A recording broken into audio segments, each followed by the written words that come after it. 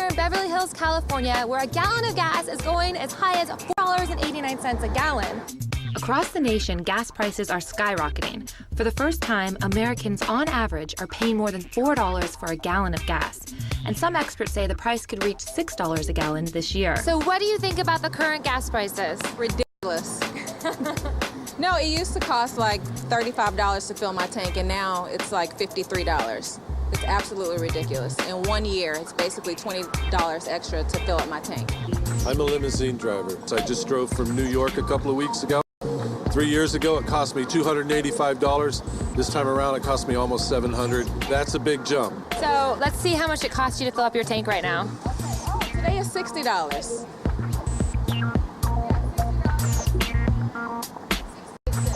So that's higher than what you were expecting? Higher, yeah. That's like $7 higher than I expected. And that's within like a couple of weeks. So you're not filling your tank up all the way?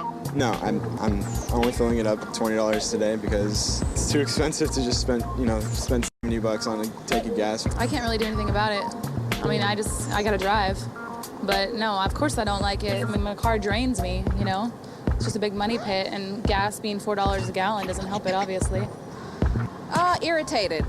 You know, it's a time where you want to be out with your family. You want to take trips.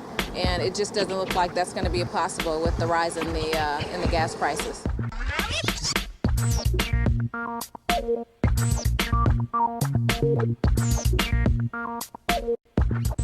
What are those other places where these rising gas prices are affecting us? Well, there are multiple. Let's start out with the cost of food. Producing food uses a lot of petroleum products. The diesel prices in some areas are almost $5 now. The cost of transporting the food to the supermarket is way up. You know, bread, eggs, milk, even vegetables go up substantially in price because of the price of oil. The fact that our commodity prices in general are going up, you know, the price of bread at the market, and finally the price of gas that we consume the most of in the world, you know. So I think this will finally get people to wake up and look at these issues that are affecting them on a daily basis. And you see families pulling up in these older sedans and getting out and practically spooning 2 or 3 gallons into the car, emptying their pockets to pay for it.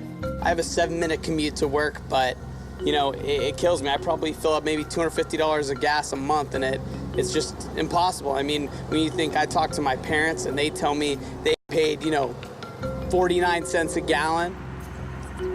Some of the biggest reasons for the high cost of gasoline: an increase in demand from developing countries like India and China, and the record cost of oil, which is selling for more than $140 a barrel. The financial markets have a big part in this. The oil companies have a big part in this. And it's because they have a product we can't say no to. How do you feel about the rising gas prices? They scare me. They make me pretty angry. I suspect someone's getting really very wealthy while the rest of us suffer, but I don't feel like there's much I, as an individual citizen, can do about it. The oil companies are getting these tax breaks that they never asked for, that they stand before the Congress and say, well, we didn't ask for that, but hey, we'll take it. So they're taking the money and they're running. I think they're going to continue to rise, period. It's just the nature of things. I mean, I have friends in Denmark and through Europe and in Brazil. We actually pay less per gallon than most people in the world.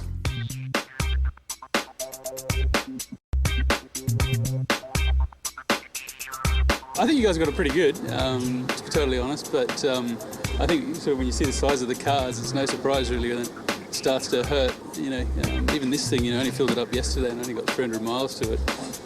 So it is damn expensive, but I think, you know, it's got to be some other alternative fuel source out there, that's for sure. I've never seen more cars in my life. It's unbelievable, but hey-ho. Welcome to LA. The thing that needs to happen is sustainable energy sources and research into alternative fuels and things like that. The things that have to be done now have to be done federally. And one is to make the oil companies take some responsibility for their own future.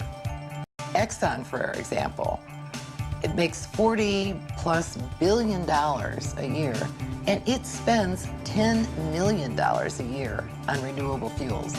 Something needs to be done, and people ought to be angry. You know, it's worth looking up who your member of Congress is and sending an email or making a phone call, because You think, oh, one person, it does no good. But it does if enough people do it. And I think a lot of people are looking towards energy efficient options, not only for their automobiles, but for everything to save money. So if that gets people, to find better solutions instead of just consuming more and more, then that's fun. I would hope this would be a tipping point, but we'll see what people are willing to pay,